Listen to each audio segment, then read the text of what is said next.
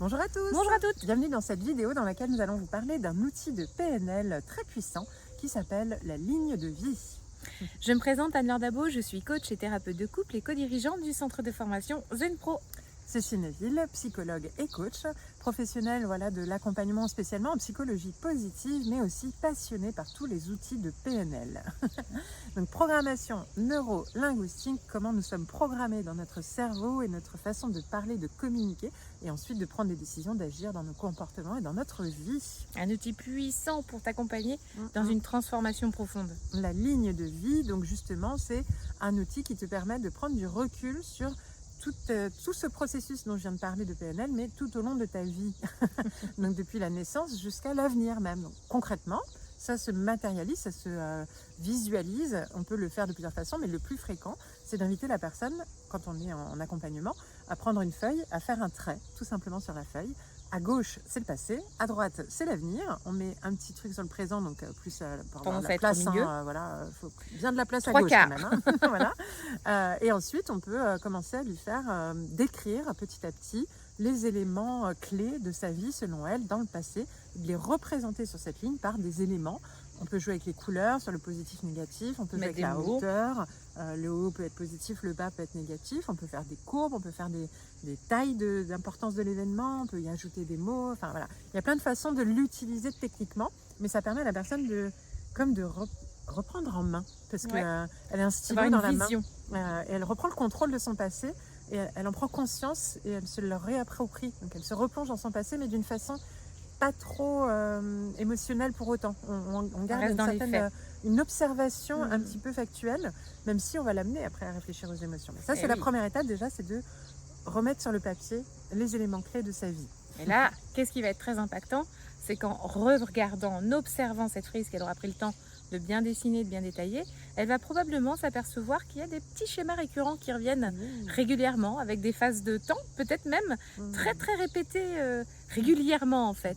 Et de prendre conscience de ces schémas, ça peut créer, là par contre, des petites déclics, mais qui touchent les émotions aussi. Oui. Il peut se passer des choses très fortes à ce moment-là. Donc, moi, j'aime bien, personnellement, je l'ai déjà utilisé à plusieurs reprises et j'ai deux exemples là qui me viennent. J'aime bien l'idée de leur faire déjà marquer des éléments clés et souvent, j'aime bien leur faire carrément sur période de 5 ans. Parce que souvent, le cerveau, il a tendance à squeezer et à généraliser. Quand je leur dis, alors, de 0 à 5 ans, est-ce que vous pouvez me redonner quelques éléments clés? Est-ce que vous avez déménagé? Est-ce qu'il y a eu des décès? Est-ce qu'il y a eu des traumatismes, des mariages, des événements très positifs, des événements très négatifs et des éléments clés de vie, simplement des changements. Et donc la personne réfléchit, au début elle se dit oh non, en fait oui, on a déménagé à cette période-là, ok, donc ça peut être intéressant. Puis si en fait mes parents ont divorcé à cette période-là, ok, intéressant. Et puis etc. Et de 5 à 10 ans, et de 10 à 15 ans, et de 15 à 20 ans, et enfin par tranche de 5. On se rend compte qu'il y a des éléments répétitifs ou qu'il y a des ruptures à un moment donné, qu'il y a avant, et d'un coup quand elle commence à parler, il y a la voix qui tremble, il y a un truc qui se passe, et donc il y a quelque chose presque d'inconscient qui est en train de dire là c'est une période que j'ai pas envie d'aller voir parce que ça me fait mal inconsciemment, là je prends du recul. Et donc c'est aussi un très très bon moyen. Moi je l'ai utilisé donc dans un autre cas, une personne qui avait été violée mais qui n'arrivait pas à se rappeler de ce qui s'était passé et qui du coup était dans un peu le déni du truc. Et le fait de faire comme ça, et ben là son corps il a pas pu mentir quoi. Tout le temps où il s'était rien passé, elle était dans une émotion ah oui, nanana. Et puis là, quand on arrivait sur la tranche, je crois que c'était entre 15 et 20 ans, quand elle est arrivée dans cette tranche-là, là d'un coup, elle a dit je sais pas si j'ai pas tellement de souvenirs de cette période, intéressant. Et alors à 20 ans, et puis là d'un coup, elle se remet à avoir des trucs et on se dit ok, alors on va revenir maintenant. Vous habitiez où? Et là, on creuse dans les faits des choses qu'elle peut se rappeler et ça permet petit à petit d'y revenir. Vous côtoyez qui à ce moment-là? Vous étiez avec des amis? Et là, d'un coup, le souvenir a pu refaire surface et émerger. Donc, ça peut aussi être un outil utilisé dans ce contexte-là. Alors, on l'utilise aussi, par exemple, dans du coaching de groupe, ça peut très bien être matérialisé par des feuilles de papier par terre qui représentent, là encore, des tranches de vie, 0,5 ans, et là, le corps va avancer. Donc, on se met debout sur la feuille. On passe par le corps aussi, et le corps, c'est assez important, parce que c'est quand même nos racines. Il y a des ancrages. Donc, dans le coup, c'est aussi très, très stimulant et intense émotionnellement. Là, c'est encore autre chose. Je trouve qu'il n'y a pas encore un meilleur que l'autre. C'est vraiment deux expériences très différentes. Moi, je me rappelle d'avoir vécu ça. On nous l'avait fait faire. Et les yeux fermés en plus. Du coup, on rentre vraiment dans son souvenir. Et j'entendais juste une voix qui me posait des questions.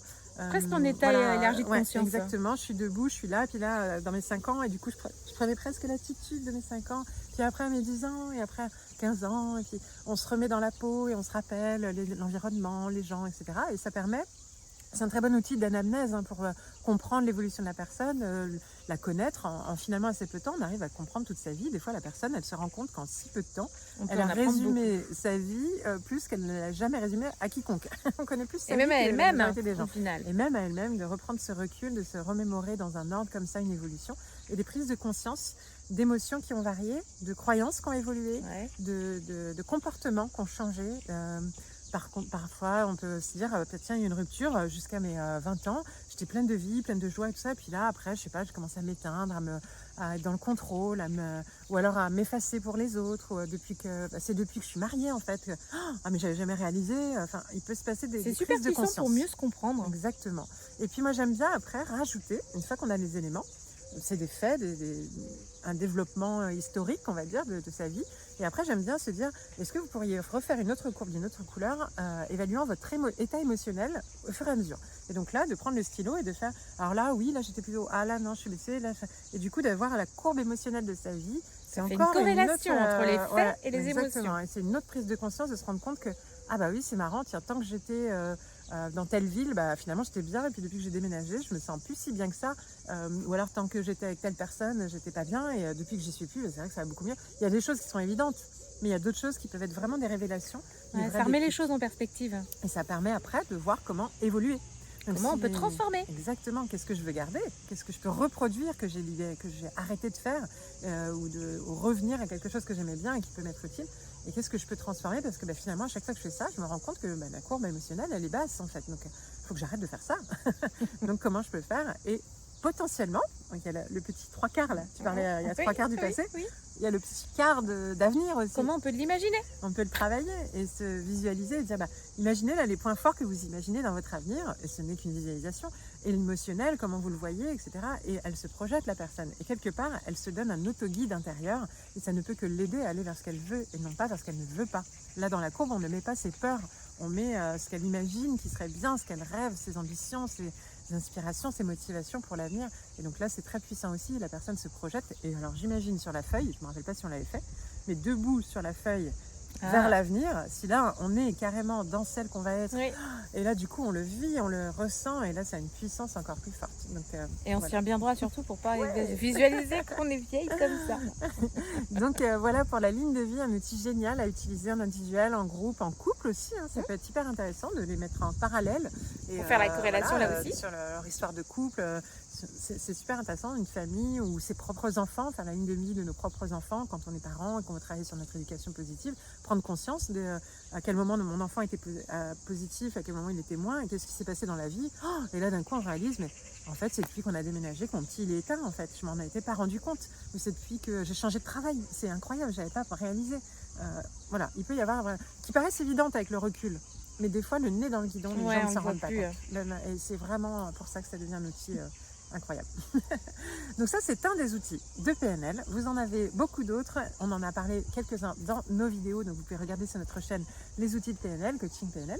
Mais vous en avez aussi plein d'autres dans notre formation, les essentiels de la PNL pour les professionnels de l'accompagnement au sein du centre de formation Zenpro. Évidemment, il y a plein d'autres formations, donc n'hésitez pas à regarder. Et puis sinon, vous pouvez vous abonner à cette chaîne. En fait, vous devez vous abonner, liker, partager et diffuser au plus grand nombre, puisque c'est aussi notre ambition. Et vous pouvez nous retrouver également dans le groupe gratuit Facebook des coachs inspirants et épanouis. Exactement, et dans ce groupe, nous serons ravis d'échanger de façon informelle, voilà, comme ça, en fonction de vos besoins. Si vous avez des questions, des partages, des feedbacks à faire aux autres qui ont des questions, etc. On est vraiment dans l'échange et le lien entre professionnels de l'accompagnement, avec toujours beaucoup de positif et de bienveillance. À très bientôt. Et Zenpro, c'est bien plus que ça. C'est aussi un centre de formation sur lequel vous allez pouvoir retrouver une formation pour devenir coach et encore d'autres, des tas de formations pour découvrir des outils d'accompagnement. Des formations pour vous spécialiser en tant que coach pour enfants, pour ados ou pour parents. Et puis aussi des outils comme la PNL, l'analyse transactionnelle ou la psychologie positive qui est notre spécialité. Mais déjà, nous sommes heureuses de pouvoir vous offrir un échantillon. Une formation spécialement conçue pour vous, 3 outils d'intelligence émotionnelle à utiliser dans le cadre de vos accompagnements individuels ou de groupe que vous allez avoir offerts et à tester rien que pour vous. Vous allez pouvoir voir si du coup nos formations vous conviennent, si le format est adapté. Vous pouvez aussi venir renforcer votre réseau de professionnels au sein du groupe Facebook du réseau des coachs inspirants et épanouis. On vous dit à très bientôt. À bientôt!